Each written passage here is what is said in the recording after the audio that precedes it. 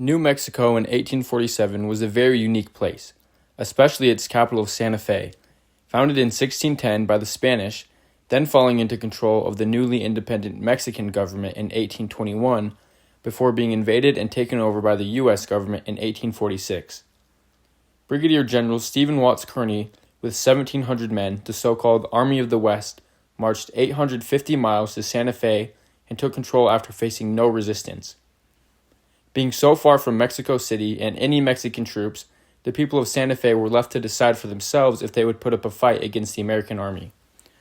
300 to 400 poorly armed and untrained men rallied under the then governor Manuel Armijo, but after Armijo fled south into Chihuahua, Mexico, the resistance died out. New Mexico had been conquered with no battles fought or even a single shot fired. Stephen Kearny became the new military governor, and there was an uneasy peace.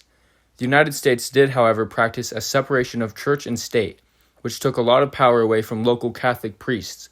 Rumors started floating around the territory, likely coming from these priests, saying that the United States was going to outlaw Catholicism and the Spanish language altogether and become brutal dictators.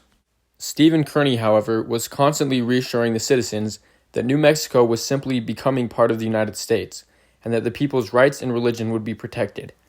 He also made another promise that piqued the Mexican interest, although they were doubtful.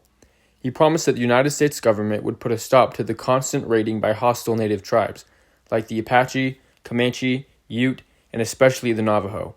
This was something the Spanish and Mexicans had not been able to do despite close to 300 years of trying. The residents of Santa Fe and the Navajo had an especially strong hatred for each other, with men on both sides frequently venturing into the enemy's territory, stealing horses, sheep, and young children to be used as slaves. This had been going on for generations, and 20 years in the future, many prominent people in Santa Fe, Mexican and American alike, had Navajo slaves even after the Civil War had ended. After a little more than a month, Stephen Kearny decided that things were calm enough in New Mexico and marched west for California, leaving 800 of his men under Colonel Sterling Price to occupy New Mexico. He also appointed Charles Bent as the new governor. Charles Bent was born on November 11, 1799 in Virginia. Later in his life, him and his brother William developed an interest in the fur trade. In 1824, they both joined a fur trapping expedition with Ceran St. Vrain and became close friends with the man, and in 1828 the three of them created their own company and built Bent's Fort in modern-day Colorado in 1833. This fort was used to trade with mountain men and various plains tribes, notably the Cheyenne, Arapaho, Comanche, and Kiowa. It also became a very important stop on the Santa Fe Trail for settlers and military expeditions alike. William Bent largely ran Bent's Fort, while Charles Bent spent a lot of time in New Mexico with the company's stores in Taos and Santa Fe. His wife and children also lived in Taos. In January of 1847, Charles Bent and 6 other men made their way from Santa Fe 70 miles north to Taos.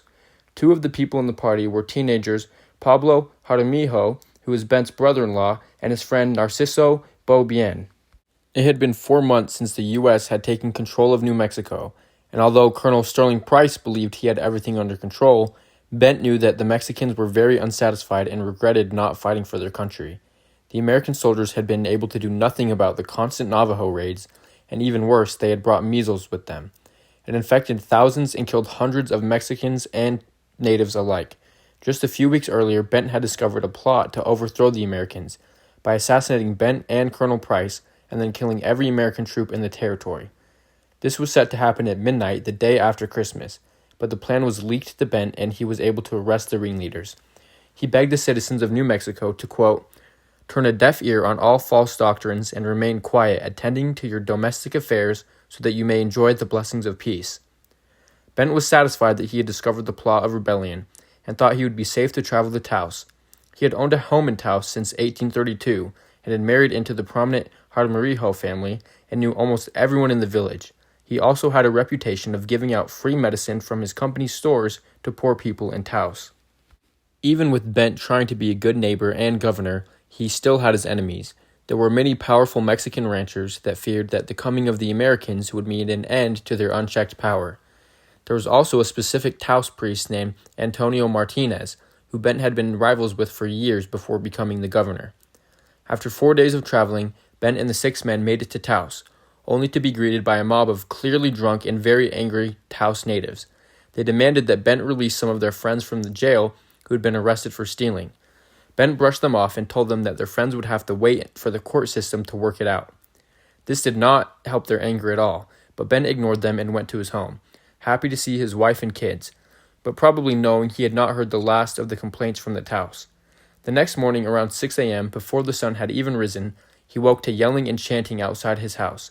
A mob of Taos natives, along with some Mexicans, were pounding on his door and singing their war songs. Bent stepped outside and asked them what they wanted. They replied, quote, "We want your head. We don't want you to govern us." Understanding how serious the situation was, Charles Bent tried to reason with them and asked them what he had ever done to them, reminding them of all the times he had given them free supplies and medicine. But the Taos were done talking. They fired their bows, and Bent stumbled back into his house with 3 arrows stuck in his face. He shut the door behind him. Somehow he had survived. Bent's wife, Ignacia, had also been slightly injured by an arrow. Ignacia brought Bent his pistols, but he refused, knowing he could not fight all of them and that if he tried, they would massacre his family. Outside, they were breaking windows and chanting for Bent's death. Ignacia suggested that he sneak out somehow and get away on horseback. In a quote from the book Blood and Thunder by Hampton Sides, Bent replied, "Ignacia, no. It wouldn't do for the governor to run away and leave his family. If they want to kill me, they can kill me here." The men outside were now on the roof, trying to force their way in. Their 5 children were now awake and huddled together sobbing. The Bent house was connected to another house being separated by a brick adobe wall. The children and Ignacia all went to work on the wall with any tools they could find to make a hole big enough to crawl through. Meanwhile, Bent tried to bribe the men outside with money and offered himself up as a prisoner. They replied with, quote, "We will start with you, then we will kill every last American in New Mexico." They then fired their muskets through the door, a bullet hitting Bent in the body and another grazing his chin. The family had just made a hole wide enough for a person to fit through, and all the children had made it into the next house. Ignacio refused to go before Bent, but as he tried to fit through, he got stuck on the arrow still lodged in his face. He stood up, pulled them out, and smashed them against the wall before crawling through the hole. By this time, the Taos had made it into the house. Fair warning, it gets pretty gruesome from here. They were storming through the rooms, and one of the men raised his rifle to shoot Ignacia, but a Navajo servant woman who had lived with the family for years stepped in to shield Ignacia. She was shot and killed.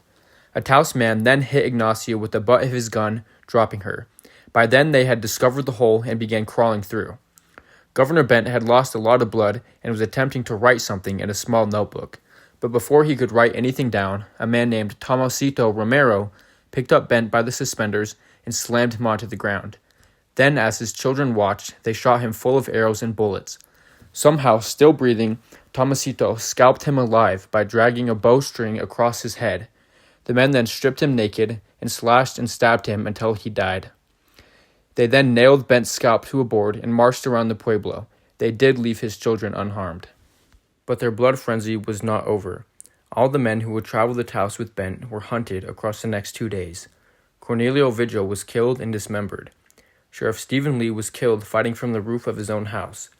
U.S. Circuit Attorney James Leal was stripped and tortured in the middle of the town for hours before being thrown still alive into a ditch where he was eaten by hogs. They then went after the 2 teenagers, Narciso Bobien and Pablo Jaramillo. They were hiding before being discovered by a native servant. They were slashed and stabbed by lances until they were unrecognizable by the Taos Puebloans, even though they were not American. The Pueblo natives then freed their friends from jail and looted Bent's store. The revolt and violence spread across northern New Mexico. U.S. pack trains were attacked and large herds of animals were stolen. Near the town of Moore, 40 miles southeast of Taos, 8 Americans were killed. In the tiny settlement of Arejo Hondo, hundreds of drunk Pueblo natives surrounded a house of an American who happened to have 9 trappers staying with him. They fought all day and killed all the men except for 2 who snuck away in the night. In the beginnings of the revolt, 17 Americans had been killed. Now a force of over 1,000 Mexican and native Pueblo warriors were marching towards Santa Fe. They were determined to push out the Americans and were recruiting more men as they went. This revolt could seem spontaneous, but the priest Antonio Martinez, along with other Catholic priests, were widely suspected of encouraging this. On January 21st, Colonel Sterling Price and the Americans in Santa Fe learned about what had happened and that they were about to be under attack. But the colonel decided not to wait for the ragtag army to reach them and to march on them instead. Price had only 400 men, including some local Mexicans loyal to the new country, and soldiers from Missouri. 3 days of marching later, they met the first wave of the rebellion. At a rural village, there was brutal fighting as the Americans pushed through the village, clearing every house. The Americans lost 8 men, and the rebels lost 36. Over the next few days, there were small skirmishes, but the rebels were retreating back to Taos. In the corner of the Pueblo was an enormous Catholic church named St. Jerome. This is where most of the rebels were preparing to face the Americans. On February 4th, the Americans reached the Pueblo and began to lay siege. For 2 hours, they launched their artillery weapons, but the adobe walls were too thick and soft. The shells hit the wall with no damage instead of crushing them. Colonel Price then sent one of his captains, J.H.K. Burgoyne, with the company on foot to attack. They tried to cut down the walls with their hatchets, while Captain Burgoyne and some men tried to break down the front door, where the captain was shot and killed through a small hole in the wall. But the Americans had smashed their own hole into the side of the church and began throwing lit fuse shells into the building, while other men climbed to the roof and lit it on fire. With the building on fire, Price now rolled a howitzer that fired 6-pound shells filled with grape shot 50 yards from the wall and began firing, until they had made a hole big enough for a man to fit through. They then moved the howitzer 10 yards from the wall and fired again. Dozens of men inside the church were hit. An American soldier later said, quote, "The mingling noise of bursting shells and the shrieks of the wounded was most appalling." The Americans then began charging into the building. Most of the rebels were either dead or retreating out the back, but a few did stay and were killed in brutal hand-to-hand fighting. There was a Delaware native who had married into the Taos tribe.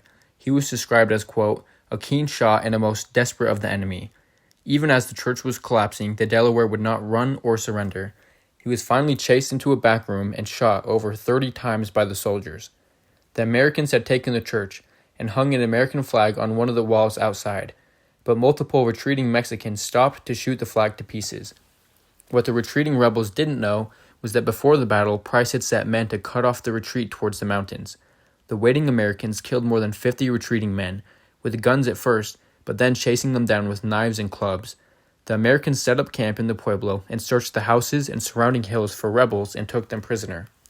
One of these prisoners was the Taos Pueblo native Tomasito Romero, who had scalped Charles Bent.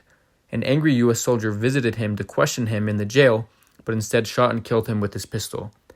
Several of the Pueblo women eventually approached the Americans, asking to surrender. Colonel Price agreed to a surrender if they would turn over the ringleaders of the revolt. A few weeks later, 6 Pueblo natives were found guilty. Not guilty of murder, but guilty of treason against the United States, even though the Mexican-American War was still going on. The 6 men were hanged and killed. The Taos Pueblo is one of the oldest continually inhabited communities in North America, and if you were to go there today, you could still see the ruins of the original St. Jerome Chapel where so many men died.